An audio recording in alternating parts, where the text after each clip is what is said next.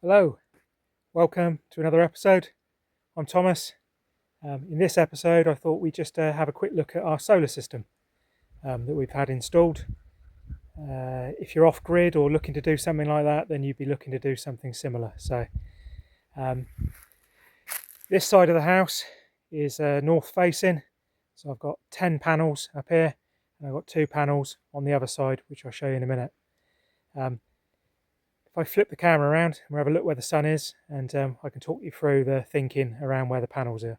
Right, so here we are, 10 lovely panels up there.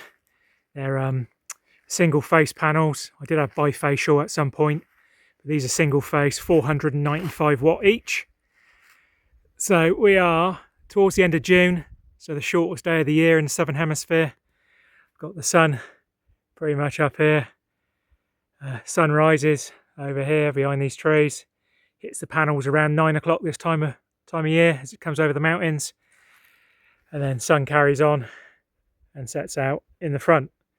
Come December time, the sun again rises over the mountains, comes almost follows the ridge of the house and just goes over at the top of the ridge in the afternoon and sets down in the South Pacific. So panels where they are where are they? There, are pretty well suited. So between March and October, they're working pretty efficiently. Between October and March, you've got the 2 panels on the other side which pick up the late afternoon sun and the higher angle, greater angle of the sun. So that's the idea of those 2. So round here, south facing roof, got these 2 panels. So it's a 12 panel system total. But these 2 panels don't do a great deal between March and October. But between October and March, they actually come into their own. As the sun passes the ridge of the house, we get sun on this side of the roof late afternoon from October to March. So these 2 panels pick up the other panels on the other side will be less efficient because of the angle of the sun coming down more direct. We've got quite a steep roof. They're less efficient between sort of October and March, and then that's when these 2 panels come into their own. So not doing a great deal now. So originally on the original setup, we had the inverter and the batteries inside, just because it was a spur of the moment. Where do you want this stuff? And it was like, well, put it here. Didn't want to leave it outside somewhere where it was vulnerable for obviously going walkies, because it's valuable stuff. So when I changed the panels from bifacial because they weren't working efficiently to the single side, I built myself a little solar room house there. So let's have a look in there and see what we got. Right, so I went for a barn style door just so I can open the top and let a bit of air in during the day, and dogs aren't wandering in there and catting in there getting himself electrocuted, etc. So let's have a look inside.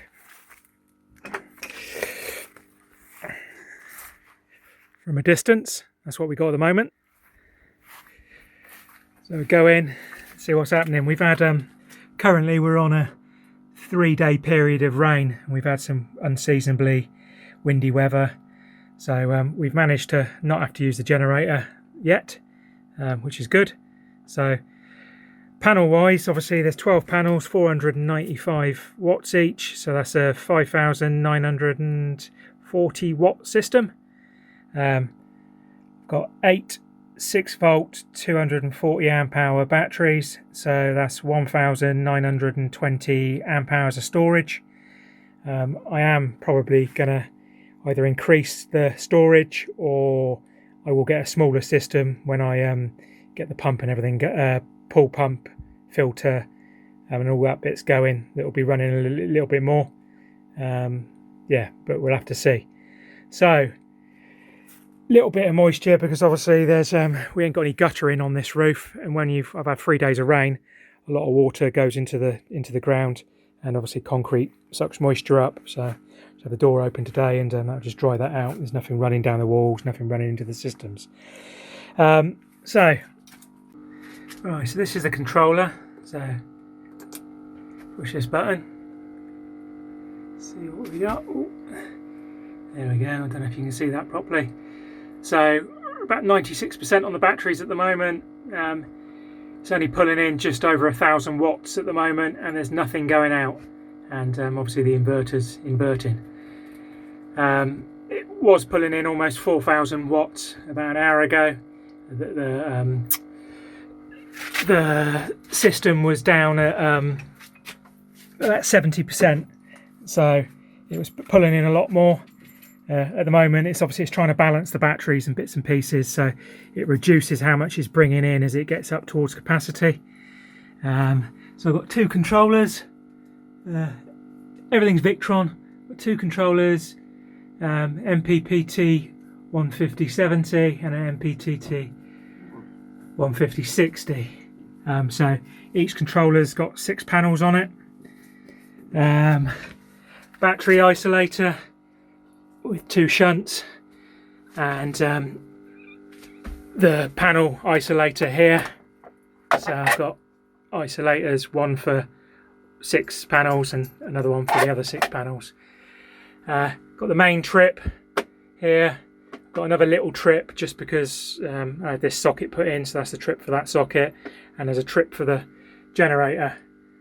There's the distributor, and then I've got a 10,000 watt Victron inverter. I did have a 5,000 to start with. I was kind of missold that, I think, because I gave a list of everything I had in the house, and pretty much as soon as you put the cooker on, like the oven on and a hob on, you were getting it all cutting out, tripping out, etc. So I had to get that one bought back, and then I increased to a 10,000. So that's what we've got at the moment. And then this is the voltage reader here. So I've got about 55 volts at the moment. It's got a program shut off of 37.4 volts, if I remember rightly.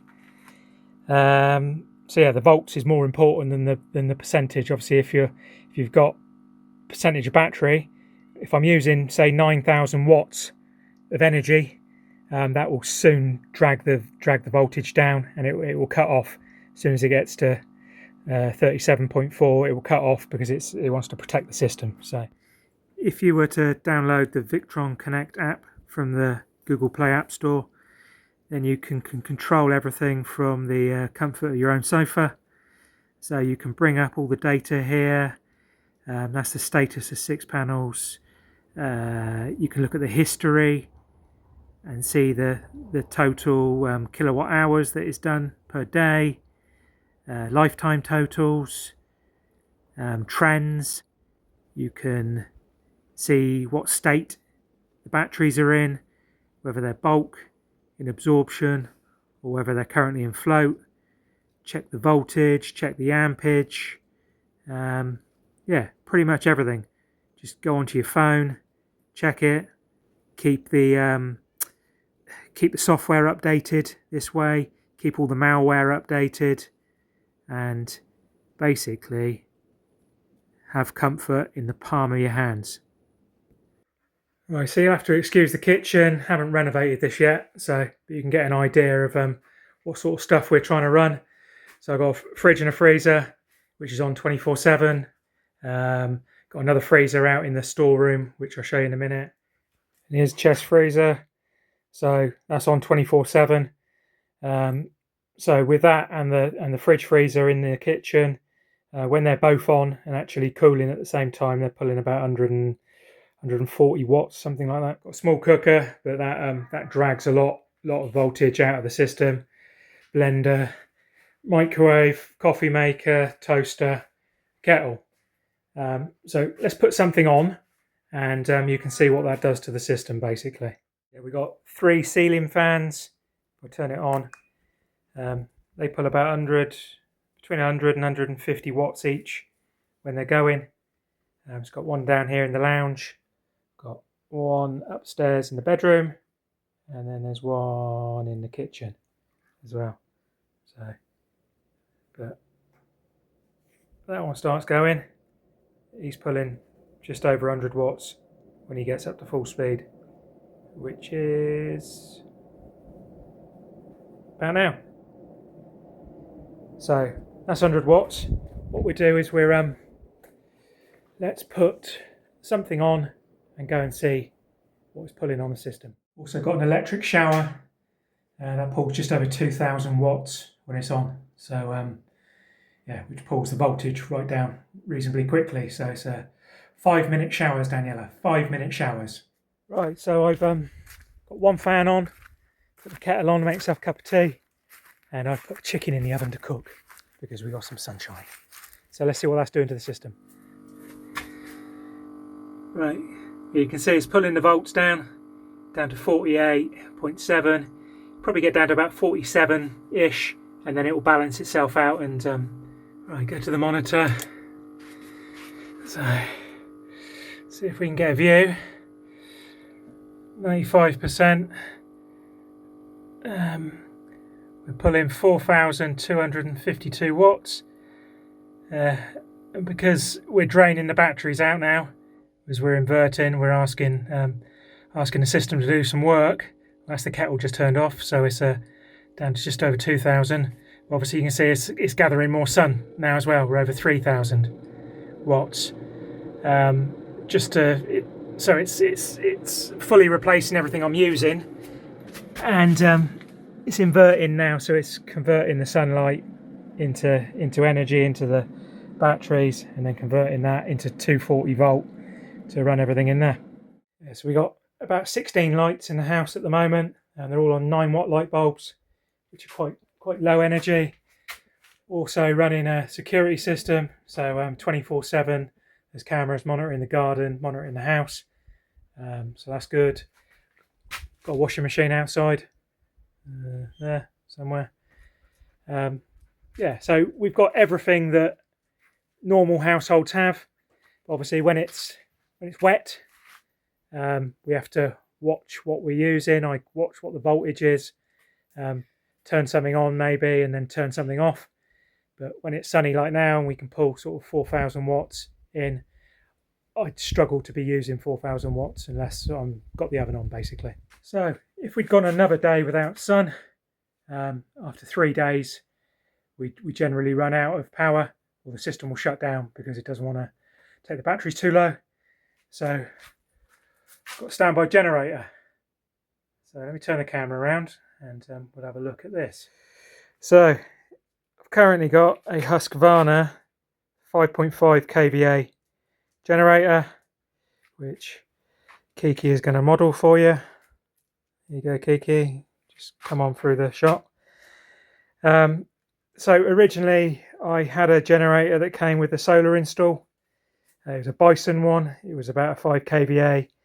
I got it as part of the install. I paid over the odds for it. It came with a system. I just didn't need the risk. I didn't want to try and choose one for myself and find it wasn't compatible or something. So I paid about 3,500 Fijian dollars for a Bison one, which never really worked. The inverter kept cutting off. I kept asking. They said that the software wasn't updated properly, etc. So the next visit they had to the island, somebody came and checked it, and basically the voltage that it was putting out was rising and rising. It was going to like 280 volt output, and the Victron system had a 270 volt cut-offs to stop the generator blowing the system up. So I could have it on for like 5 minutes, and then the voltage would build up and it would knock the system out. But I wasn't really aware of that. So yeah, long story short, they took the generator back, tried to get it fixed. It came back again, exactly the same problem. So faffing around, I managed to get a refund, and yeah, bought this Husqvarna one instead.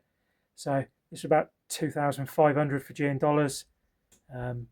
Bearing in mind that was 2 years after I'd already bought the Bison one. So yeah, for inflation and price rises, etc.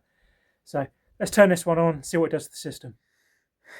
Right, so we've got the cable in, got the socket there, it goes in there, and then it goes round to the system, to the inverter. Here's my main fuse box for the lights and everything in the house, basically shower, sockets, upstairs, downstairs.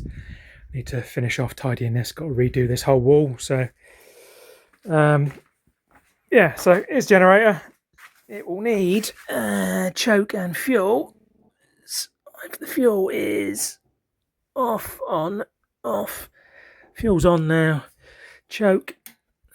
Full choke. Let's have a look and see if we can get this going.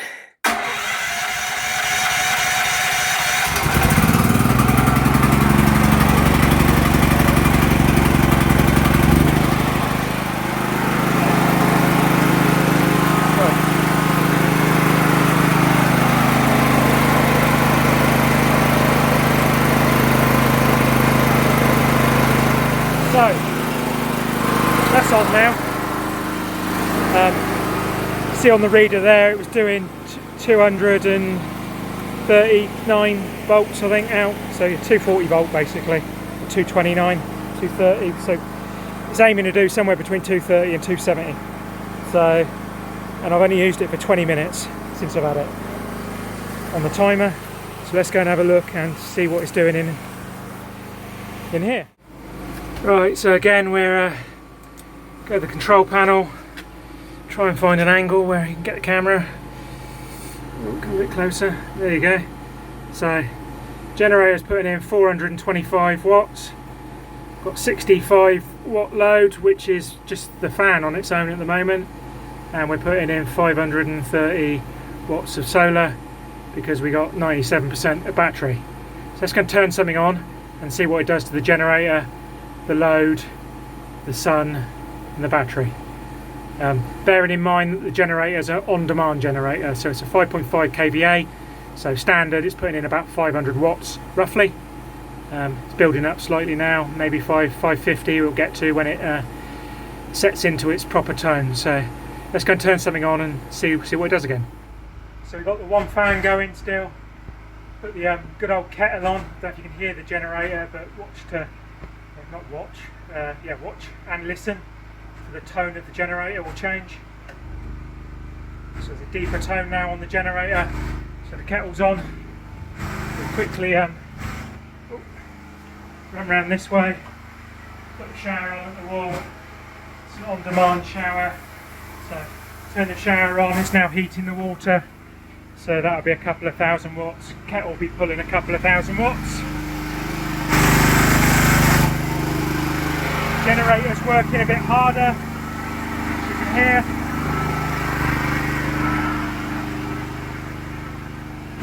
And then we'll see what that's done to the control panels. So, control panel, there we go, generator's putting in just under 3,000 watts now. So the AC load with the shower and the kettle and the fan, it's almost 4,000 watts. Panels are putting in just over 1,000 watts at the moment, but obviously it's starting to climb now. Now it realises that we're taking power out of the system and there's more available sunlight. Yeah, so 97%. But basically what it's saying is that what the generator is generating, what the sunlight is generating, them two combined are putting it into the back. We're putting like 30 watts, 50 watts into the battery. So we're not using any of the stored energy at the moment with what we got on, which is good. Right, kettle's still going, shower's still going. What we do is we're chuck the oven on as well, up to maximum. You go see what that does. That will be asking it to work, screaming.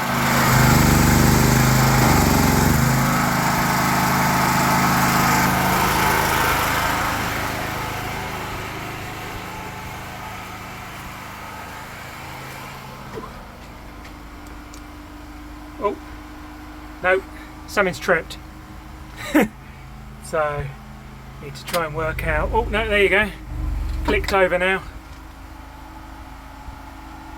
So yeah, the generator, yeah, it's asking a bit too much of the generator with the oven on as well. We've got 6,400 watts. Let's go and turn the oven off because the generator obviously can't cope with that. It's good to know though, good to know. Right, disaster averted. Turned everything off now anyway.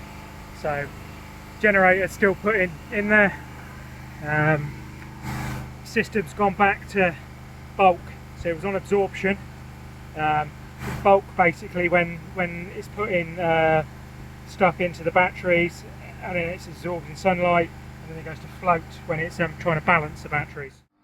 So actually what it was it overloaded, so there was so many watts coming out, 6,400 or whatever it was, asking the generator, that was over what the generator can put in, so it wants to put in 500 over what its capacity is, so it would have been asking to try and put 7,000 watts in, so the generator could only do about 5,000, 5,500 for a 5 kVA.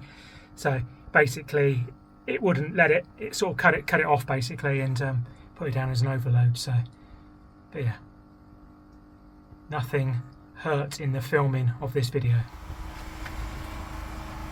Yeah, so that little bit we did there pulled the voltage down from 55 back down to 52. Turn the thing on. Yeah, so I've just got the one fan going at the moment, which is just over 100. Maybe one of the freezers has kicked in. Generating 900 watts, taking down 95%. Generator's kicking in 340 watts, and that will probably rise up to about 500 in a minute. So that's pretty much that. That's our system. Happy to answer any questions you might have. I'm by no means an expert, as you can probably see from this video, but I am starting to understand it a little bit more. So if you're looking to have the same sort of setup, or you want to know what you can power with what, I can kind of tell you all about that stuff here. Obviously we live in the tropics, so we get lots of cloudy days and lots of sunny days, but it'll be different wherever you are. Hope you've enjoyed the video.